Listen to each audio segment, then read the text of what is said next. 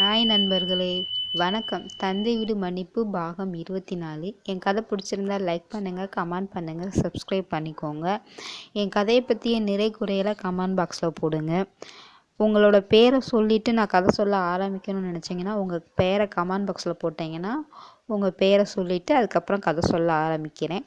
வாங்க கதைக்குள்ளே போகலாம். கோவப்பட்டு வெளியே வந்த ராஜா பின்னாடியே ஓடி வந்தான் வரதன். ஏய் பங்கு, என்னையா இதுக்கெல்லாம் கோச்சிக்கிட்ட? உண்மையை சொன்னால் கோவம்லாம் படக்கூடாது என்று சொன்னவனை முறைத்து பார்க்க, சரி சரி வா, உன் கோவத்தை போக்குறது எப்படின்னு எனக்கு தெரியும். மதுரக்காரனாக இருந்துட்டு கறி விருந்து சாப்பிட்டுட்டு உனக்கு தாக சாந்தி பண்ணலைன்னா நான் என்ன பங்காளி என்று அவனை அழைத்து கொண்டு வெளியே வரும்பொழுது சகுந்தலா ஓடி வந்து, மச்சான் எங்கே உரைய என்று கேட்க, நான் வேடிக்கை தாண்டி பார்க்க போகிறேன், மாப்பிள்ளையை கோவப்படுத்திட்டேன், சமாதானம் பண்ணிட்டு வரேன், உங்கள் அண்ணன் கேட்டால் சொல்லி போகிறாது என்று சொல்ல, இல்லை நான் சொல்லுவேன், சொன்னால் என்ன பண்ணுவைய என்று அவள் எகிரி நிற்க, சொல்லாதடி என் தங்க கட்டி இல்லை என்று அவள் கன்னத்தை பிடித்து முத்தம் கொஞ்சம், சரி சரி நிதானமாக இருக்கும்போதே கூட்டு போய் அவங்க ஊரில் விட்டுட்டு வந்துடுங்க. இங்கெல்லாம் கூட்டு வந்தீங்கன்னா அம்மா அப்பா அண்ணன் எல்லாரும் திட்டி போடுவாங்க, அப்புறம் ஏதாவது ஆச்சுன்னா என்னெல்லாம் கேட்கக்கூடாது என்று சகுந்தலா பட்டும் படாமல் சம்மதம் தர, என் செல்லக்குட்டி என் வெள்ளைக்கட்டி என்று அவளை கொஞ்சம், ராஜா என்று கனைத்தான். தெரியுது இந்தா வந்துட்டேன் வா என்று அவனை அழைத்து கொண்டு அந்த இடத்திற்கு போக, என் மாப்பிள்ள கடைசி வரைக்கும் எனக்கு கல்யாணமே ஆகாமல் போயிருமா? அட ஏன்டா ஒயின் ஷாப்புக்கு வந்துட்டு கூட இந்த மாதிரி புலம்பிட்டு இருக்கு என்று அங்கே வேலை பார்த்த பையனை அழைத்தான். ஏதோ அவன் காதில் சொல்ல, அண்ணே வேற எதுவும் வேணுமா? வேற எதுவும் வேணாம். உனக்கு அக்கா இருக்கா தம்பி என்று கேட்க, எனக்கு அக்காவே இல்லைனே. அப்புறம் எல்லாமே ஆம்பளை பையன்தான். அட ஜஸ்ட்டு மிஸ் ஆயிடுச்சு. ஏனே? எனக்கு ஒரு பொண்ணு கிடைக்க மாட்டேன்றது கல்யாணத்துக்கு, அதான் உனக்கு அக்கா ஏதாவது இருந்தால் ட்ரை பண்ணலாமேன்னு. அவனை மேலேயும் கீழேயும் பார்த்த அந்த கடைப்பையன், உங்களுக்கெல்லாம் கல்யாணம் ஆகிறது கஷ்டம்னே என்று அவன் சொல்ல, ஏண்டா எனக்கு கல்யாணம் ஆகிறது கஷ்டம்? நீங்களாம் அந்த வேலைக்கு சரிப்பட்டு வர மாட்டீங்க. அட பாவி, உனக்கு கூட தெரிஞ்சு போச்சா நான் அந்த வேலைக்கு சரிப்பட்டு வர மாட்டேன்னு? எந்த வேலைனாவது சொல்லிட்டு போடா. அதானே குடும்பம் நடத்தி குழந்தை பெற்ற வேலைக்கெல்லாம் நீங்கள் சரிபட வர மாட்டீங்க என்று சொல்ல, ராஜாவை பார்த்து வரதன் விழுந்து விழுந்து சிரித்தான்.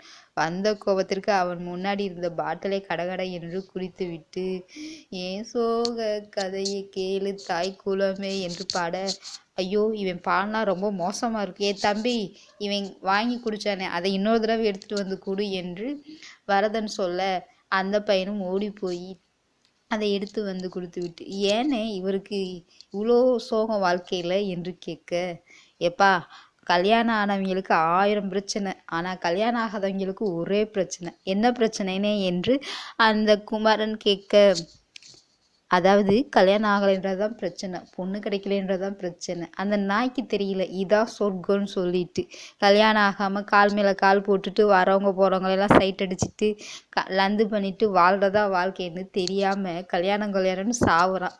கல்யாணம் ஆனதுக்கப்புறம் ஏன் கல்யாணம் பண்ணேன்னு சொல்லிட்டு இதே கடையில் வந்து சரக்கு அடிப்பான் என்று சொல்ல, அந்த அங்கே வேலை பார்த்த அந்த பையன் வாய் விட்டு சிரித்தார். ஏப்பா உனக்கு கல்யாணம் ஆயிடுச்சா? அண்ணே எனக்கு இப்போ தானே 19 வயசு ஆகுது என்று அந்த பையன் சொல்ல, 19 வயசு ஆயிடுச்சுல்ல, அப்போ காதல் பண்ணுறதுக்கு வயசு வந்துருச்சு, இன்னும் ஒரு 7-8 வருஷங்கிறதுல கல்யாணம் பண்ணுறதுக்கு வயசு வந்துடும். அண்ணே எனக்கெல்லாம் கல்யாணத்துக்கு அவசரம் இல்லைண்ணே, உங்கள் நிலைமையெல்லாம் பார்க்கும்போது எனக்கு கல்யாணம் பண்ணுற ஆசையே போயிடுச்சு. டே தம்பி, ஒரு காலத்தில் நானும் இந்த மாதிரி வார்த்தையை பேசிட்டு தெரிஞ்சவன் தான். அப்புறம் என் பொண்டாட்டியை பார்த்தோன்னே பேசின வார்த்தையெல்லாம் காற்றுல பறந்து போயிடுச்சுடா என்று வரதன் அவனிடம் பேசி கொண்டிருக்கும் பொழுது, ராஜா உனக்கு உங்கள் அத்தை மக இருந்தனால உனக்கு ஒரு பொண்ணு கிடச்சி போச்சு, எனக்கு ஊரெல்லாம் சுற்றி முற்றி பார்த்தாலும் ஒரு அத்தை மக கூட இல்லை என்று அவன் மீண்டும் கவுந்தடித்து படுக்க, இப்போ என்ன உனக்கு கஷ்டம்? இங்கேயே ஒரு 4 வீடு தள்ளி ஒரு கல்யாணம் நடந்துட்டுருக்கு, அந்த வீட்டில் போகிறோம், கல்யாண மாப்பிள்ளையை தூக்குறோம், அந்த பொண்ணு காலத்தில் உன்னை தாலி கட்ட வைக்கிறேன், சம்மதமா என்று வரதன் ராஜாவை பார்த்து கேட்க, இதை முன்னாடியே சொல்லியிருக்கலாம்ல, நான் வேற தண்ணி அடிச்சிட்டேனே என்று அவன் வேஷ்டியை எடுத்து கட்டி கொண்டு எழுந்து நிற்க முயற்சி பண்ண, அதே சேரில் தொப்பென்று விழுந்தான். ஒருத்தனுக்கு நிற்கவே முடியலையா, இவர் போய் தாலி கட்ட போறாராம் என்று அந்த பையன் சிரிக்க, ஐ எம் ஸ்டெடி என்று சேரோடு சேர்ந்து கவுந்தவனே வரதன், ஐயோ வாயை இருக்க மாட்டோமோ சொல்லிட்டோமோ, மாப்பிள்ள நீ ஊருக்கு போ, நாளானைக்கு 4வது தெருவில் ஒரு கல்யாணம் இருக்குது, அந்த கல்யாணத்தை நிறுத்தி வேணால் உனக்கு கல்யாணம் பண்ணி வைக்கிறேன் என்று வரதன் சொல்ல, எனக்கு முடியவே முடியாது, இப்பயே கல்யாணம் நடக்கணும், வா அந்த கல்யாணத்தை நிறுத்தலாம். அடப்பாவி, ஊருக்குள்ள அடி வாங்கி கொடுக்க நானே சொந்த கை காசை போட்டு சூனிய வச்சுட்டேனே என்று வரதன் பாவமாக ராஜாவை பார்க்க, என்ன பார்க்குற, உன் மச்சான் ஒன்றுக்கு 3 கல்யாணம் பண்ணிட்டு சந்தோஷமா இருக்கான், அவனை விட நான் எந்த விதத்துலையா குறைஞ்சி போயிட்டேன், எனக்கு மட்டும் ஏயா கல்யாணம் ஆக மாட்டேனுது, எங்கள் அப்பங்கையிலே எவ்வளோ நாளதான் மொட்டை பயலாக இருந்து சோறு திங்கிறது, எனக்கு இப்பயே இந்த நிமிஷமே கல்யாணம் ஆகணும், வா போகலாம் என்று அவனை பிடித்து இழுக்க அந்த கடைப்பையன் அவனை பாவமாக பார்த்தான். வரதனும், தம்பி இவனை கொஞ்சம் கைத்தாங்களா தூக்கிட்டு வந்து என் வண்டியில் உட்கார வையே என்று சொல்ல, அந்த பையனும் ராஜாவை தூக்கி கைத்தாங்களாக வண்டியில் உட்கார வைத்து, கெட்டியா பிடிச்சிக்கோ, இல்லை உனக்கு கல்யாணம் ஆகிறதுக்கு முன்னாடி சொர்க்கத்துக்கு போய் சேர்ந்துருவேன். நான்லாம் சொர்க்கத்துக்கு போவேனான்னு கன்ஃபார்மாக தெரியாது, போகிற வழியில் கடவுள் மனசை மாதிரி நரகத்தில் தள்ளினாலும் தள்ளிடுவார், அதனால் நீயும் என்னை ஒரு தடவை இறுக்கமாக பிடிச்சி என்னோட சேர்த்து ஒரு துண்டை கட்டிடு, உன்னையும் என்னையும் சேர்த்து, என்னையா ஒளர்ற என்று ராஜாவை பார்த்து வரதன் கேட்க, அதாவது மாப்பிள்ளை வண்டியில் போகும்போது நான் பின்னாடி கவுந்துடக்கூடாதுல்ல, அதனால் உன்னையும் என்னையும் சேர்த்து துண்டை வச்சு ஒரு கட்டு கட்டிக்கோ, உயிர் மேலே அவ்வளோ ஆசை அப்புறம் இருக்காதா, நாங்களும் வாழலையில வாழ்ந்துட்டுதான் போவோம், இந்த உயிர் இந்த உலகத்தை விட்டு போகும்போது ஒரு உயிரை இந்த உலகத்தில் விட்டுட்டு தான் போகும், நீ உயிரை விடுறையோ இல்லையோ ஆனால் என் உயிரை எடுத்துருவேன்னு மட்டும் நல்லா தெரியுது பங்கு என்று வரதன் சலிப்பாக, சரி சரி பொண்ணு வீட்டுக்கு வண்டியை விடு, இன்னும் நீ அதை மறக்கலையா என்று அவனை சுற்றி முற்றி அந்த தெருவை 4 தடவை சுற்றி வந்தான்.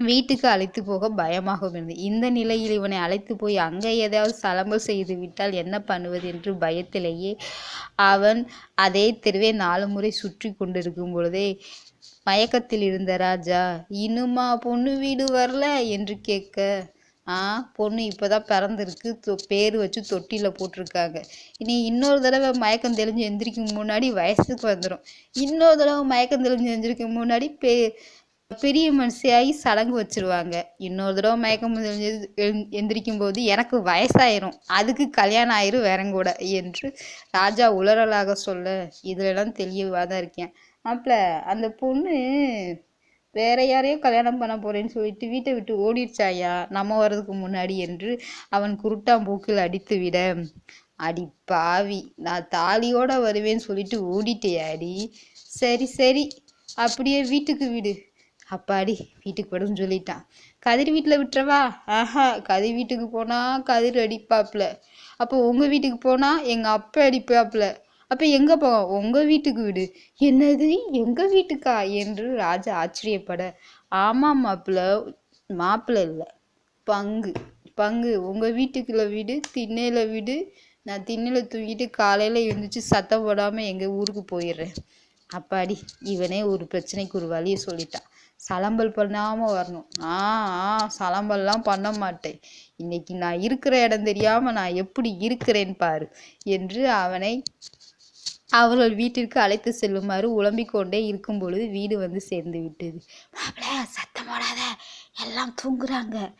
என்ன, எல்லாம் தூங்குறாங்களா என்று ராஜா அதிசயமாக கேட்க, ஏயா சத்தம் போடுற, மெதுவா பேசு என்று வரதன் சொல்ல, அது எப்பட்றா என்று அங்கே இருந்த ஒரு பெட்டியை எட்டி உதைத்து, எனக்கு மெட்டி போடவே வாய்ப்பு இல்லாமல் பண்ணிட்டு நீங்கள் என்னடா உங்கள் வீட்டுக்குள்ள பெட்டியை வச்சுருக்கீங்க, யாரா இங்கே பெட்டியை வச்சது என்று அந்த பெட்டியை எட்டி உதைக்க பெட்டியில் இருந்த நெல்லோடு சேர்ந்து எல்லாம் சிந்தி சிதறியது, பெட்டி ஒரு மூளைக்கு ஓடியது. அட பாவி, ஆரம்பிச்சிட்டானே என்று ஐயோ பெட்டி தான் போச்சு, டே சத்தம் போடாதடா, எந்திரிச்சு வந்து என்னை கும்மியில் வாங்கடா, சத்தம் போடாதடா என்று அவனை திண்ணையில் அமுக்கி உட்கார வைக்கும் பொழுதே சத்தம் கேட்டு சிவனேசனும் வீரகாளியும் வெளியே வந்து பார்க்க, என்னடா இந்த தம்பியை வீட்டுக்கு அனுப்பலையா என்று கேட்க,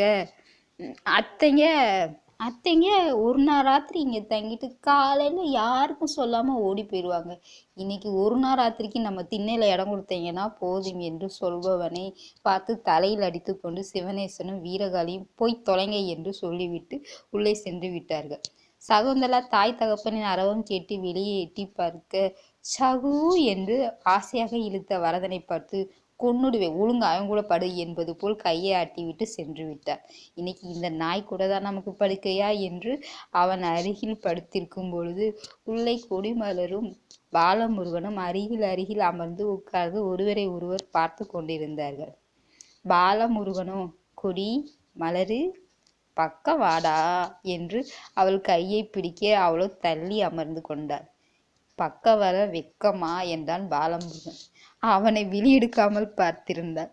என்ன மாமா அடுக்கு மொழியெல்லாம் பேசுறீங்க? இன்னைக்கு ஒரு புது படம் பார்த்தேன்டி, அதுல இந்த டைலாக்லாம் பேசுனாங்க.